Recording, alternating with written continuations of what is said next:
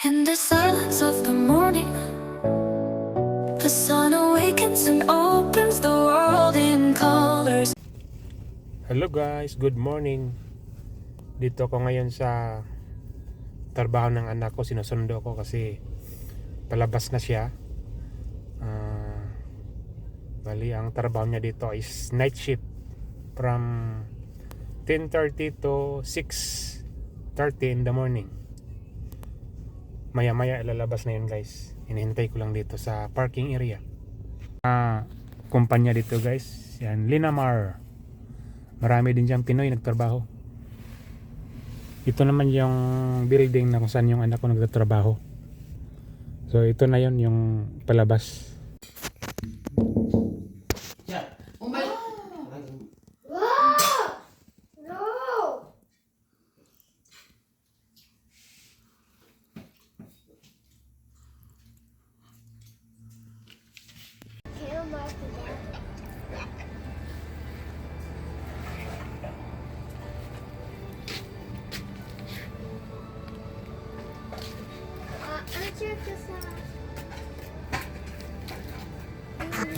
Barbecue time. Chicken sa. Ito siya.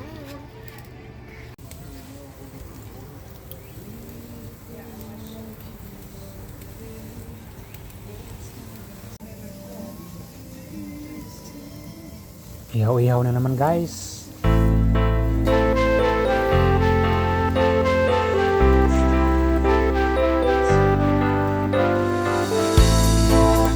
Wow! Chiesa.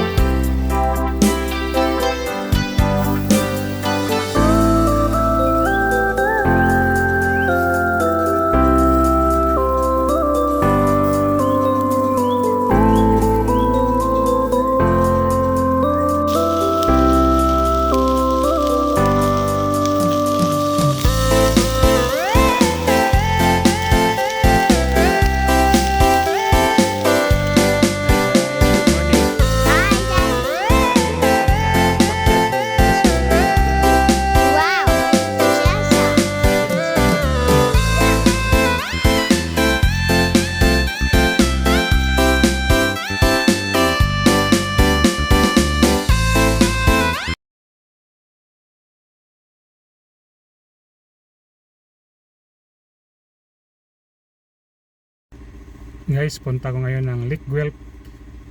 Try kong mag fishing doon kung may isda. Kuwan lang to guys, libangan kasi tapos na ako sa gawain ko. Ilinggo naman ngayon, kaya pasyal mo na. Samahan niyo ako.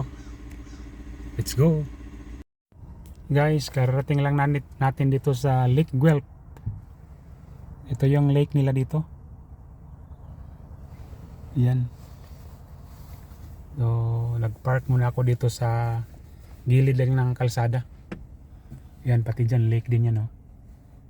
Yan. Try nating maghagis dyan maya. So guys, nag-umpisa na akong mag-fishing. Yan, ito yung lake nila dito. Tapos doon, yung paliguan. Yan, may nagpi-fishing rin dito. Yan, o. Konti lang tao ngayon kasi medyo malamig pa. Hanggang doon yan guys. Doon naman may beach din doon, kaso medyo malayo-layo. Yan.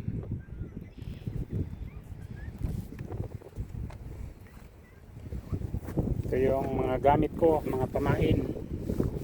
Yan, mamaya pag walang kumagat doon sa worm, gagamit ako ng ito, bagong bili ko, $3.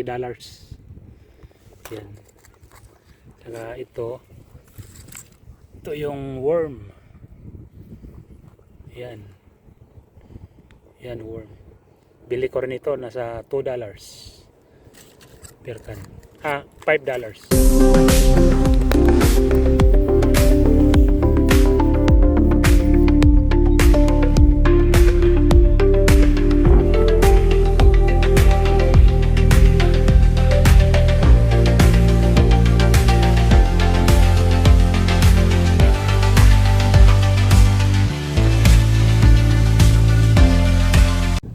Guys, lipat tayo ng spot kasi walang kumakagat doon. Try natin dito sa kabilang side. Baka meron. Sana nga meron. Wala eh, walang kumakagat doon eh. Dito medyo mahangin.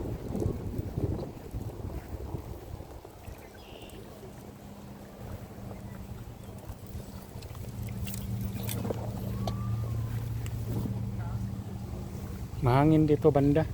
Bilang side guys. Yan, try din natin maghagis dito.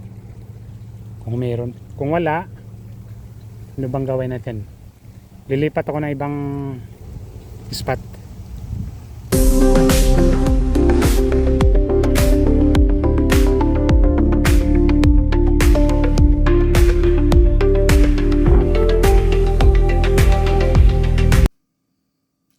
Kararating lang bahay guys. Nakita nito guys, bigay lang to kanina ng kapitbahay namin kasi itatapon niya na. Nung nakita ko medyo okay pa. Kaya kinuha ko na kasi sayang rin eh. Speaker to guys at saka yung misa may kasamang upuan at saka TV. So sayang kung bibili pa. Medyo mahal pa to eh. In the silence of the morning, the sun awakens and